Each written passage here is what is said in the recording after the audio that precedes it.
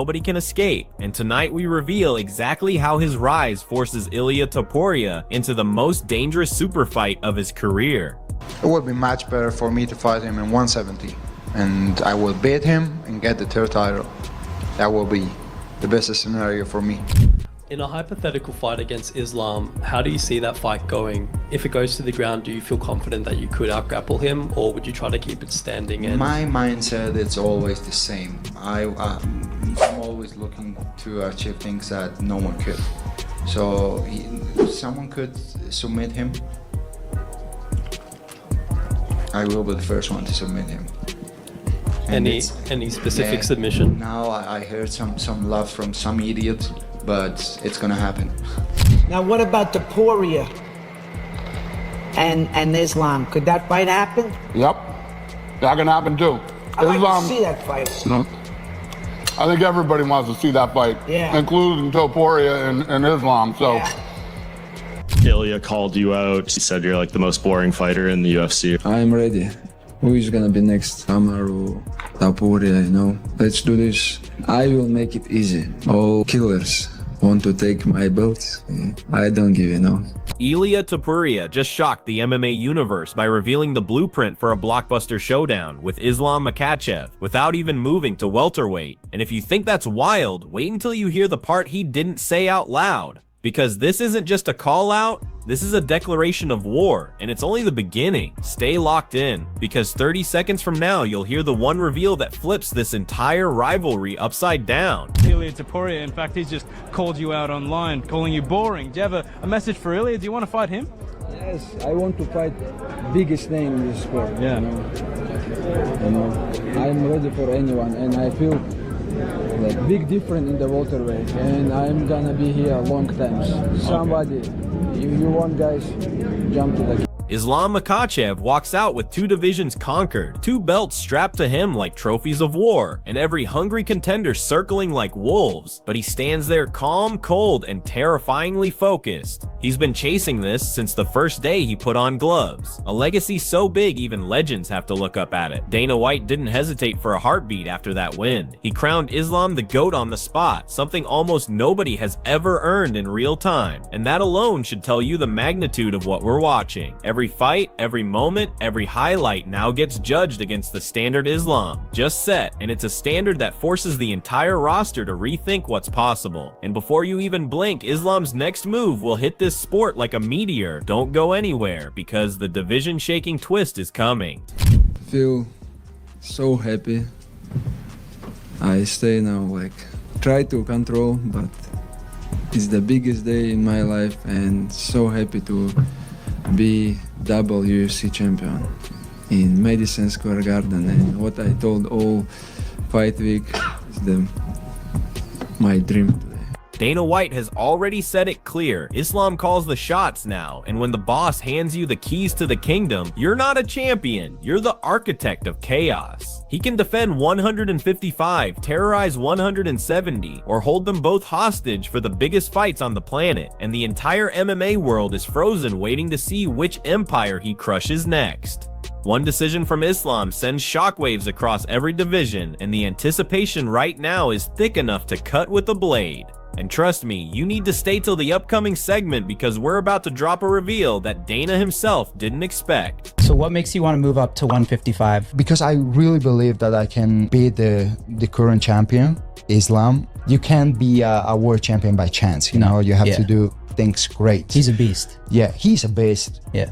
But I like the competition, and I don't like to be a bully and fight with people that I know 100% that I'm gonna whoop his ass. You know, I like to fight with people that the fans think that it's gonna be very competitive. Topuria says he expects Paddy Pimblett next, but that's just an appetizer, because his real dream is something so insane it almost feels illegal. A third title shot against Islam Makhachev. The division is a pack of hungry wolves, but Islam, he's the alpha with steel in his eyes, and a belt no one's stealing without a body on the canvas. Different division, bigger threats, more traps, none of it shakes him. He's here to rewrite the definition of dominance, smashing through whatever name they put in front of him. Every fight for Islam is a message, and he's sending it loud. He isn't just writing history, he's carving it with a blade. Who's the guy? crazy. Everybody wants something. Yeah, this is the much competitive division right now, welterweight. Sure, 100%. Like Lara, young guys who fought today. Next week's gonna fight couple guys, and also Kamaru, Topuria, you know, all killers want to take my belts. No, I don't give it, no. And at 170 pounds, Islam Makhachev isn't just comfortable, he looks engineered for destruction. More muscle, more confidence, more power in every strike, like he finally unlocked the version of himself he always wanted to be. Welterweight isn't a test for him, it's his new empire. And anyone stepping inside that cage better bring a war. They're ready to die. And because Islam's sending one message with every punch and every takedown, the new standard has arrived. And when he fired back at Ilia Topuria, promising he'd turn the hype machine into an easy night at the office, the MMA world stopped breathing. You know, not the most exciting title fight you'll ever see, but let me tell you what, complete dominance. And it's depending on what we do next with him and what's going on, this guy's headed toward GOAT talk. Cal Sonnen, the man who sugarcoats nothing and sells wars with words sharper than elbow strikes, stepped in and delivered the verdict. He loves Topuria's pressure, his swagger, his ability to command the spotlight, but he doesn't buy the idea that Ilia is on Islam's level yet. Cal said there's only one way this mega fight happens. Ilia Topuria has to walk into 170, no tricks, no shortcuts, no safe zones. And guess what? Ilia isn't backing down an inch. Yeah, I feel better today. I feel like I never feel before, you know. I feel more power, more confident when like I strike, when I move, you know, I see all his punches and I feel much better today. I feel I can control anyone in the ground, and I never feel like that, sure.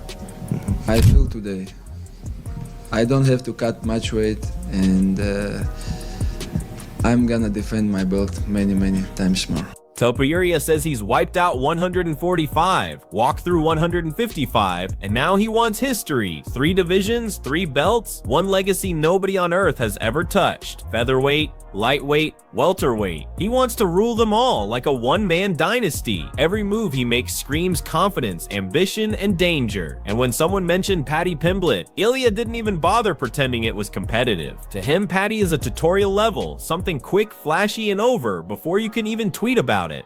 And trust me, we're seconds away from the most disrespectful line Topuria has ever thrown. Is the Ilia fight, that's obviously the biggest fight, right? But is that one you would like to look at, or would you rather keep Ilia at 55 and make him defend that championship at least? I don't know yet. You know, obviously the great thing that you just laid out is we have a lot of options. Yeah. And it depends on what he wants to do. Has he been through here yet? Islam, no. No. So does he want to stay at 170? Is he interested in 155? Is he, you know? I don't know any of those questions. You know what I mean? Yeah. Topuria, I don't know if you saw his tweet. He said you're like the most boring fighter in the UFC or something like that. I know you said to ask you about him after the fight at Media Day. Can you give us your full thoughts on a fight with him now? No injury, nothing. I don't feel any pains. I'm ready. Who is gonna be next? Let's do this, and I will make it easy. And today I show you, Jake's one of the best in this game, you know, one of the hardest opponent. That's why I prepare so hard to make this easy. And this is our plan. And I did exactly. He defends. I try to like do some chokes, try to make Kimura, but he defends very well. But I make this easy because I training so hard. Correa added fuel to the wildfire by saying he wants a violent knockout, one of those career-ending reality checks that silences an arena and rewrites a fighter's path overnight. Paddy isn't a challenge to them, he's a demonstration. But Ilia took it even further. He said he'd put his butt on Paddy's forehead, and he said the same thing about Islam Makhachev. No fear, no hesitation, no second guessing. To Ilia, beating Islam is just step 2 on the way to becoming the UFC's first ever triple division king. Ideally, I would love to see Islam getting the title and the UFC letting me go up to 117. and getting the third belt. Just because Ilya spread it around. Look, I think if that fight's going to happen, and I think that there's a little distance between this fight. I'll just share for you guys. I think if it does happen, it's more likely to happen with Ilya entering 170 pounds. I offer you that because that would be a champ opportunity. I don't know that I'm bullish on this idea happening at all. I'm just sharing with you. I think if those boys want to get this figured out, it's going to involve Ilya coming up much more than Islam is going to. So all the fans around the world, I think that they want to see that fight. And at the same time, I have to be honest, I think it's one of the easiest fights that I could have in the lightweight division. Because I don't know, I can do with him whatever I want to do in reality. It's very excited fight for the fans. Yeah. Where I'm gonna enjoy a lot the whole process. And at the same time, it's a fight where I'm going to be able to shine once again. Meanwhile, Islam at 170 looks like he was carved out of stone. Bigger, scarier, and more explosive than ever, like he finally shed the weight class chains holding him back. His grappling hits harder, his pressure is suffocating, and his punches carry a kind of violence you don't survive without elite instincts. He's not adapting to welterweight, he's owning it. This is a different version of Islam, a final form monster. I promise you, I could choose the way I want to finish. First round? Be like, that's for sure. He's not gonna stay there for more than one round with me. But I don't know, maybe it's gonna be cool to submit him in the ground with a triangle choke from the mount, something like that. Like, as I told him, put my in his force. And last one from me. Earlier today, Islam Makhachev did an interview and said he's not ruling out coming back down to 155. But if it was up to you, would you rather fight him at 170 to get that third title, or would you be willing to fight him at 55 because that's the division that people say he might be the best at? It would be much better for me to fight him in 170. And I will beat him and get the third title. That will be the best scenario for me.